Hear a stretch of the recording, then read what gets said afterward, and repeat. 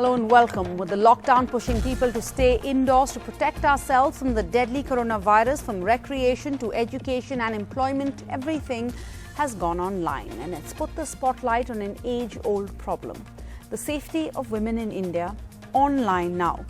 The recent rape threat against stand-up comic Agrima Joshua on Instagram by a Vadodara-based resident for an old joke about the Maharashtra government's proposed statue of Maratha warrior King Shivaji in the Arabian Sea has highlighted a universal truth about social media today.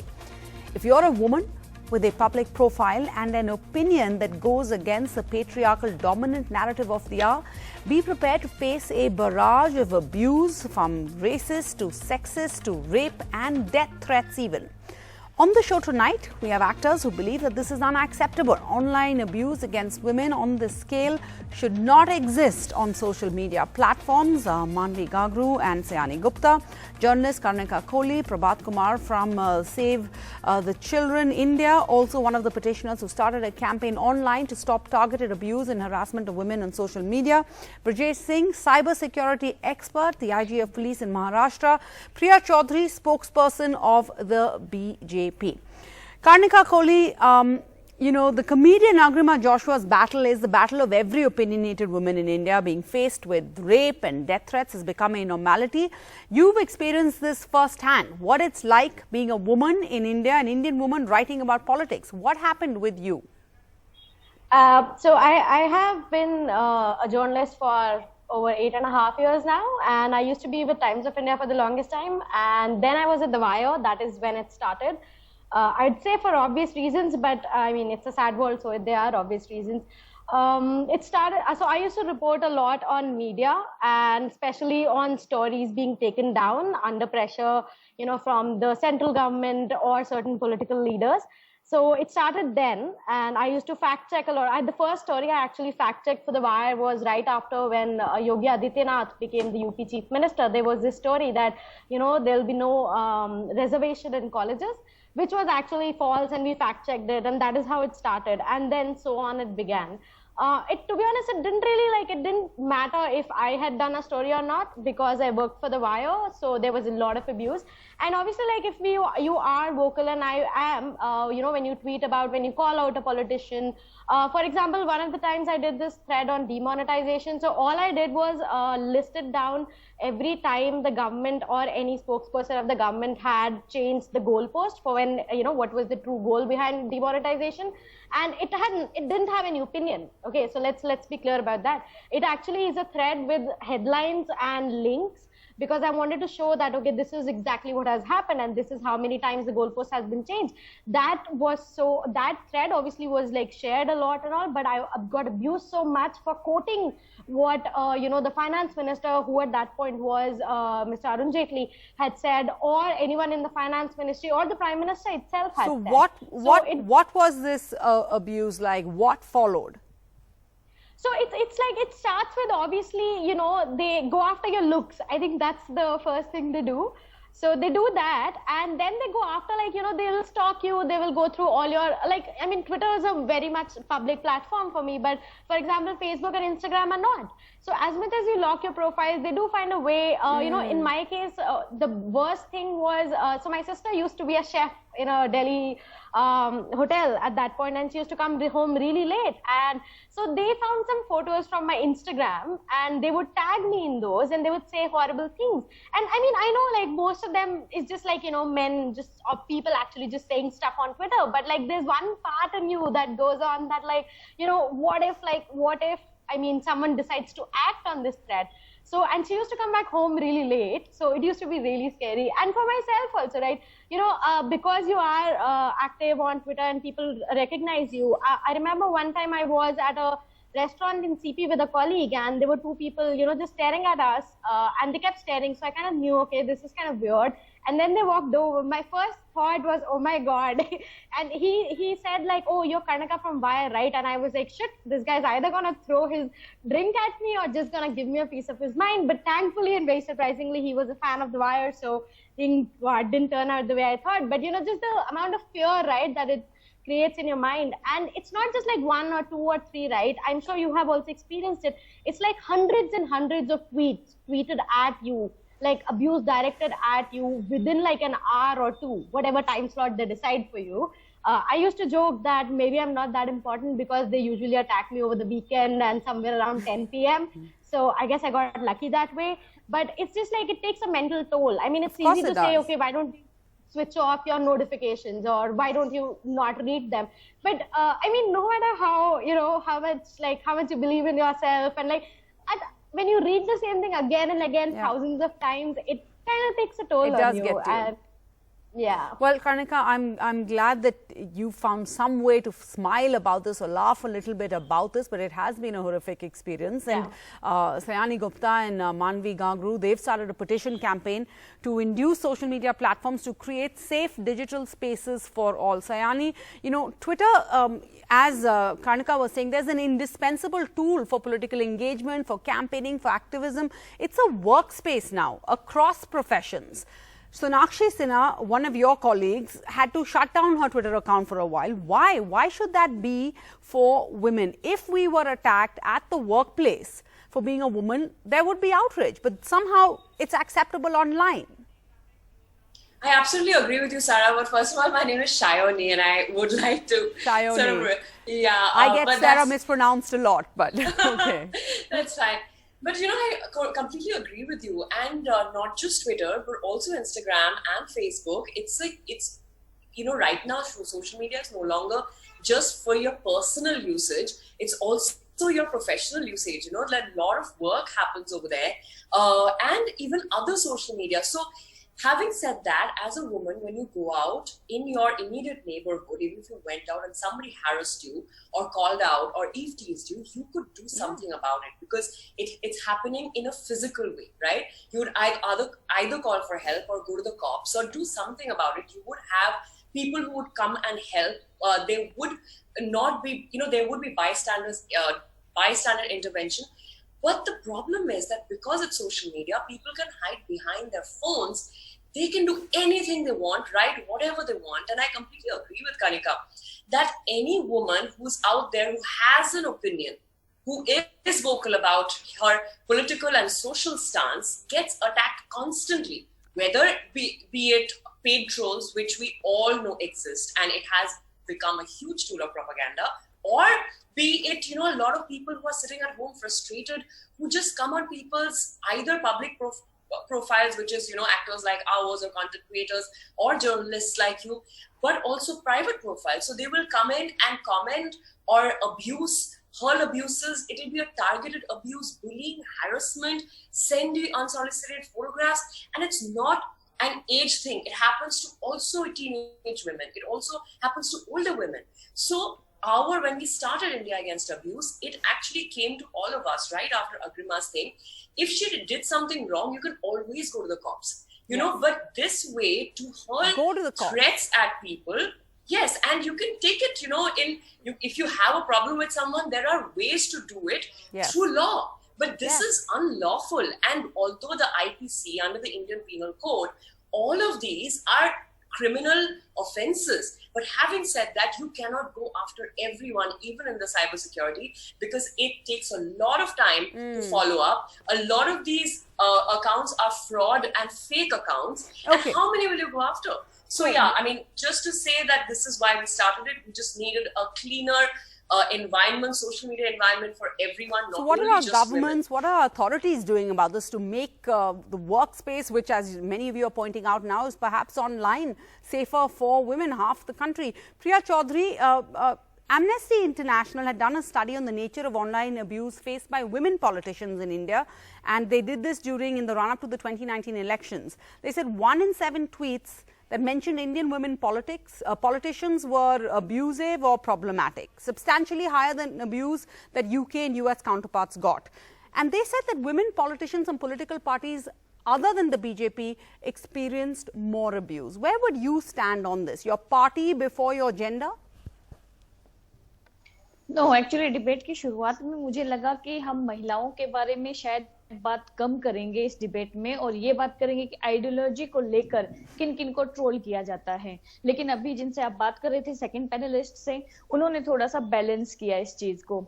तो मैं कहना चाहूंगी कि जब America में भी हम देखते हैं कि 47% महिलाओं को online So are you saying it's okay to troll somebody, ma'am? आप कह रहे हो कि ठीक है, if the ideology is not in agreement with yours, it's okay to troll them, whether they're a मैंने बिल्कुल ऐसा woman. नहीं कहा, लेकिन जैसा आपने कहा कि बीजेपी की महिलाएं कम हो रही हैं, अदर पार्टीज की ज्यादा हो रही हैं, इसी तरह से जर्नलिस्ट ने भी कहा कि मैं ज्यादा हो रही हूँ, बाकी लोग कम हो रहे हैं जो बीजेपी के सपोर्ट में बोलते हैं। तो ऐसा बिल्कुल भी नहीं है। हमने सुषमा स्वराज जी को ट्रोल होते देखा है। कुछ दिन पहले ही राम मंदिर के निर्माण को लेके हमने स्मृति ईरानी जी को ट्रोल होते हुए देखा। आपने वो मीम नहीं देखा होगा शायद। तो ऐसा नहीं है कि कोई महिला बची हुई है, चाहे वो film So no woman is safe. And what has the government done about this then? Troll होने से कोई भी किसी भी सेक्शन की, किसी भी फील्ड की कोई महिला नहीं बची हुई है। अब टाइम इस बात का है कि इस चीज को हम टैकल कैसे करेंगे। उसे टैकल करने के लिए गवर्नमेंट ने एक ऐप लॉन्च करने के लिए सोचा हुआ है, जिसमें विमेंस पूरी डिटेल अपना दे सकती हैं कि किस ट्विटर हैंडल से या किस माध्यम से उनको ट्रोल किया जा रहा है, उसकी पूरी डिटेल उसमें होगी। फिर जो ये बात की जा रही है कि सोशल मीडिया प्लेटफॉर्म्स को आधार के साथ लिंक कर दिया जाए, ताकि एक इंसान की रियल आइडेंटिटी आपके पास हो और जब भी इस तरह की घटनाएं होती हैं तो आप रियल कल्प्रिट तक पहुंच सको, विद इन टाइम पहुंच सको। तो इस तरह की आइडेंटिफिकेशन भी बहुत कारगर साबित होगी मुझे लगता है। और जब तक महिलाएं Manvi Gangru, what would you say in response to that? We have Ms. Priya here saying that the government is acting. Because this is a big concern, because you know we had systems in the old days where women were a minority, not treated as equal in male dominated platforms and arenas, but Instagram, Twitter, all these new age Gen X platforms, they were envisioned to be transformational, a space where marginalized persons, you know, women, Dalits, religious minorities would have equal opportunity to make their voices heard, but it's not a level playing field. But are you satisfied with Priya Chaudhary saying that the government is doing enough? No, so of course it's a great step if the government is thinking that this needs serious attention, and that's great. It's a great starting step. But my one major criticism of that would be that a lot of times as part of abuse, as part of sexual abuse and online harassment, women like this concept of doxing, that you know their important private personal information is leaked out with the intention of intimidating, with the intention of threatening, with the intention of causing mayhem in their lives, and maybe with a higher intention of wanting to silence them. So my thing is that if you are, I mean, I just right now heard ma'am say that they're planning to maybe have something like linking your online profile with your Aadhaar card. But won't that make it all the more, difficult? Because I feel I would be personally extremely scared to link my personal information with my account. Anyway, there's so much talk of, all our data being surveyed in general on with surveillance capitalism and everything. But here we are talking about, in fact, we need to preserve privacy. We need to preserve personal information and not link it in a way that it can be misused. Because for someone who wants to misuse, you're giving them another avenue. So you're saying the solutions the government is coming up with are even more problematic and could lead to more issues down the line. Yeah. I mean, if you link it up, possibly. Okay, Prabhat Kumar, currently on the internet, on social media platforms, what can an online so I hate to use the word victim, but in this case, someone who is a victim of online abuse, what are their options? What can they do?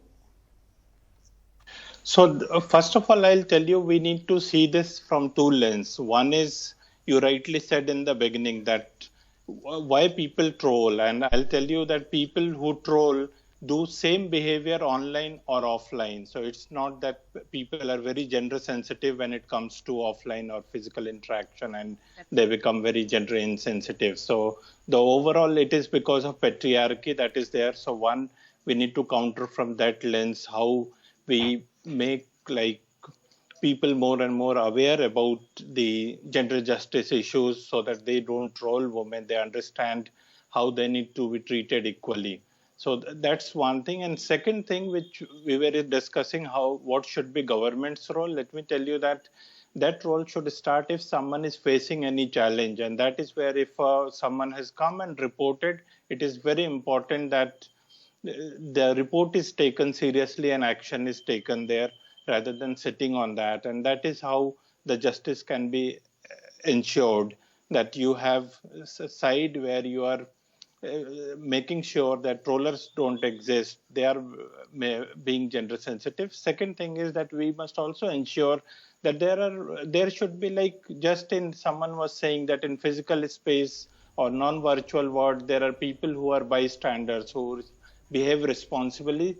Same way, we must ensure that there should be virtual bystanders who should counter these messages which are misogynist or that are reflecting. So you're saying you need social reaction. You need people to come out and speak publicly. Why should that be the case? Priya Chaudhary, sir, यहाँ पे कह रहे कि the public should speak up. But why should the public have to speak up in order for me to get justice? It should either be right or wrong. It either should be lawful or illegal. क्योंकि जो भी लोग troll करने वाले होते हैं वो public के बीच से ही होते हैं और कहीं ना कहीं एक दूसरे से कनेक्टेड होते हैं। तो मुझे लगता है ये पॉइंट बहुत वैलिड है कि पब्लिक को भी आवाज उठानी पड़ेगी कि इस तरह की ट्रोलिंग बंद होनी चाहिए। अगर बोलने का अधिकार आर्टिकल 19 सबको देता है तो महिलाओं को भी तो बराबर का देता है ना। वो भी तो अपने थॉट्स एक्सप्रेस कर सकती हैं जिस भी वे में करें, चाहे वो एंटी गवर्नमेंट हो या सपोर्ट गवर्नमेंट के सपोर्ट में हो, चाहे वो किसी फिल्म अभिनेता के सपोर्ट में हो या एंटी हो। लेकिन इस तरह की आइडियोलॉजी को, इस तरह की सोच को कि महिलाएं खुल के सामने नहीं आ सकती, जब तक पब्लिक आवाज नहीं उठाएगी तो मुझे लगता है कि वो लोग शर्मिंदा नहीं होंगे जो इस तरह का काम करते हैं। तो कम से कम उन लोगों को, उन्हीं लोगों की नजरों में गिराने के लिए बहुत जरूरी है कि एक प्लेटफॉर्म से ये आवाज उठ के जन जन की आवाज बने। But Priya Chaudhary, all right, we also have Brajesh Singh joining us, so let's ask him. He's a cyber security expert, the IG of Police of Maharashtra.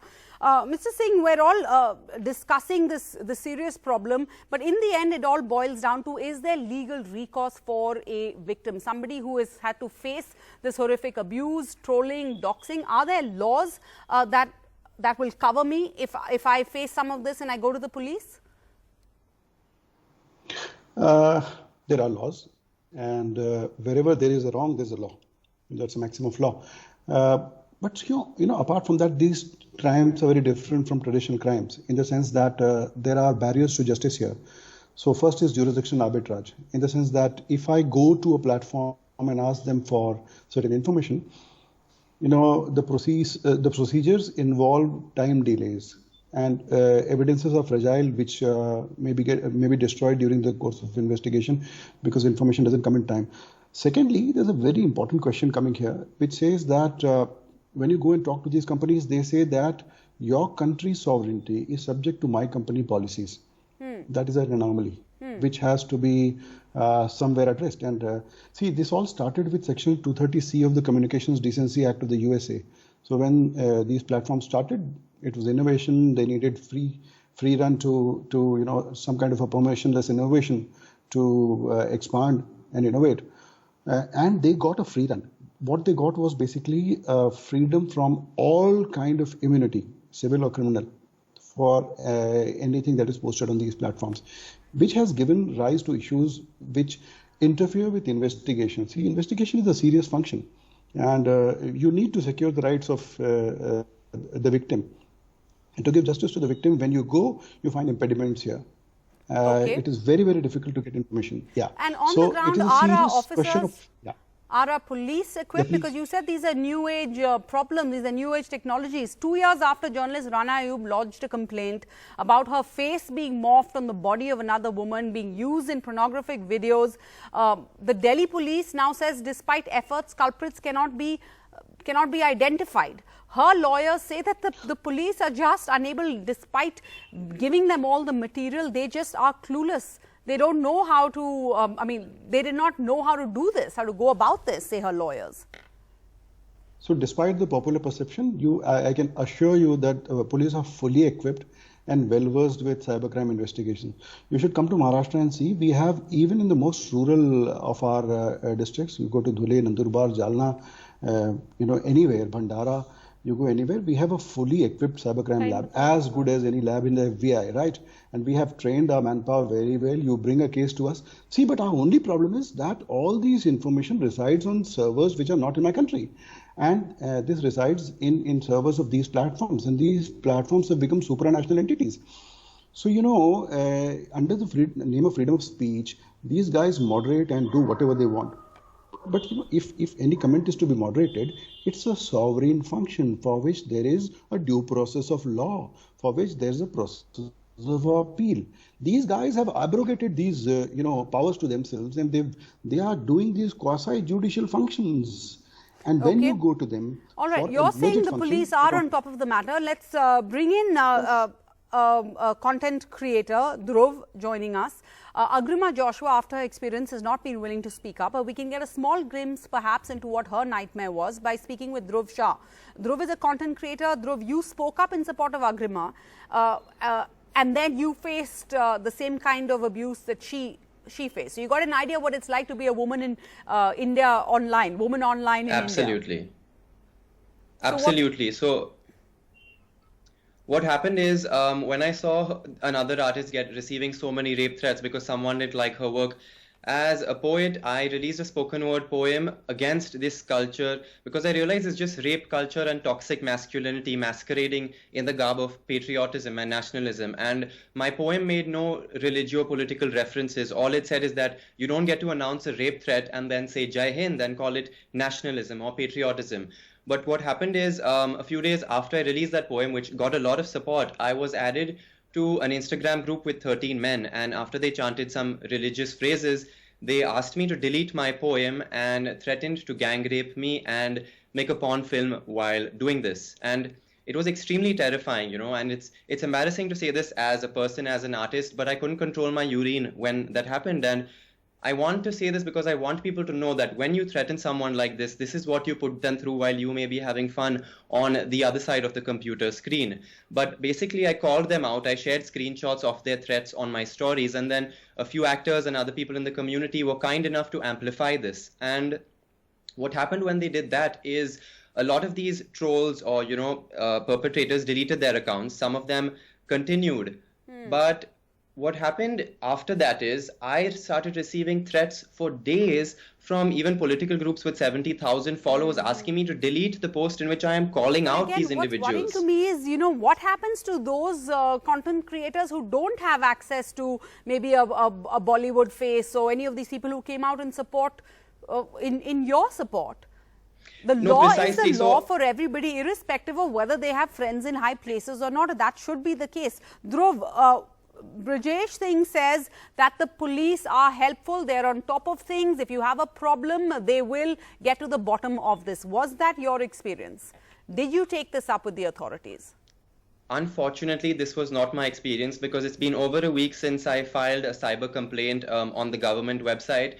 But I've had no human interaction since then from the police department. I've only been receiving updates saying, your grievance has been accepted or transferred to so-and-so jurisdiction. But the only tangible help that I've got is when Sonakshi Sinha once again asked the authorities to help me. And I have actually reached out to a lot of journalists and, other people that I know, but even there, the support has been limited. And while the people who follow me have reported a lot of these profiles, we consistently get a rejection from the platform saying that this account didn't violate community guidelines. And I think that's because the language of the perpetrator here is Hindi, but the guidelines here don't understand Hindi. So we're constantly getting reject after reject when accounts are rampant with death threats. Even accounts, verified accounts are just rampant with death threats. In fact, someone made a fake account and said that Dhruv Shah will be responsible for my suicide. I am innocent. Mama and Papa, please forgive me. And this was extremely terrifying because I have been responding to every message trying to offer polite consolation saying, you know what, I will testify in your favor. But the burden of proof isn't actually on the victim. It's on the perpetrator. But in a situation where there is no law or no authority that is helping me, I am I'm mitigating this situation because I'm getting threat after threat. So it's been a helpless experience. And I think if... And this is ironic because India is one of the largest, fastest growing audience markets globally for platforms like Twitter and Instagram. So when will something be done about this? I'm glad we want to be part of this conversation. Would it be okay? Why have we made it okay that we can talk to another human being, a woman specifically, and threaten them with rape, threaten them with death threats? And why is that something we've all come to condone on social media? A huge part of our lives today, something we need to think about. Thank you all for joining us on We the People. Good night.